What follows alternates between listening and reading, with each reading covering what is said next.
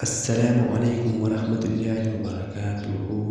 بسم اللہ الرحمن الرحیم۔ آج کا وظیفہ، ہمیں پتہ ہے کہ اللہ تعالیٰ نے ہر مشکل اور ہر پریشانی کا حل قرآن مجید میں رکھا ہے، اور ہر بیماری کا علاج بھی اللہ تعالیٰ نے قرآن مجید میں رکھا ہے۔ آسان ہے کہ ہر مشکل کا علاج قرآن مجید میں اس کا حل موجود ہے۔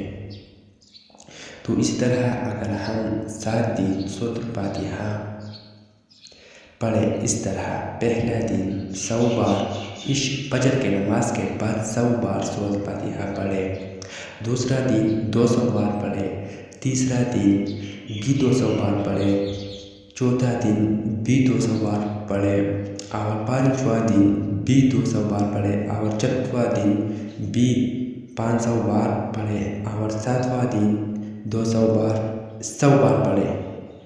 پہلا اور ساتواں دن 100 بار پڑھیں، اور درمیان والا دن 200 بار پڑھیں۔ تو انشاءاللہ اللہ تعالیٰ ہمارا ہر مشکل اور ہر پریشانی کو حل کرے۔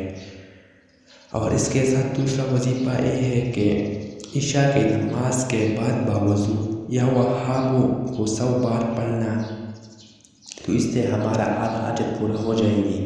اگر ہم کوئی بھی دعا مانگے، اللہ تعالیٰ اس کو قبول فرمائے گے، اور دعا مانگنے سے پہلے اللہ تعالیٰ ہمارا ہر حاجت پورا جائے گی۔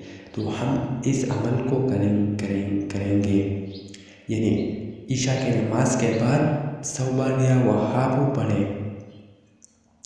تو میرا یقین ہے کہ آپ کو یہ ویڈیو اچھی لگی، اور اگر اچھی لگی تو لائک کرنا، شیئر کرنا اور سبسکرائب کرنا مت بھولیں۔ شکریہ۔